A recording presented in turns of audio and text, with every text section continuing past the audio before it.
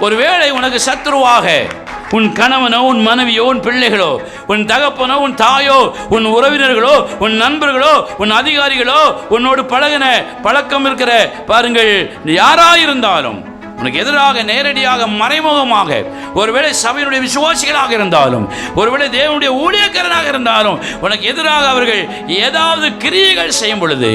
சத்துருவாய் மாறி, எதிரியாக மாறி, விரோதம் உள்ளவர்களாக மாறி, உனக்கு எதிராக, நமக்கு எதிராக கிரியைகள் செய்யும் பொழுது, உன்னிடத்தில் அசுத்தம் இல்லாமல் இருந்தால், உன் பேச்சிலே நியாயம் நீதியும் இருந்தால், உன் ஜெபத்தில் பாருங்கள் வேதம் சொல்லுகிறபடி மாய்மலம் இல்லாமல் இருந்தால், உன் வாழ்க்கையிலே மாய்மலமான கிரியைகள் இல்லாமல் இருந்தால்,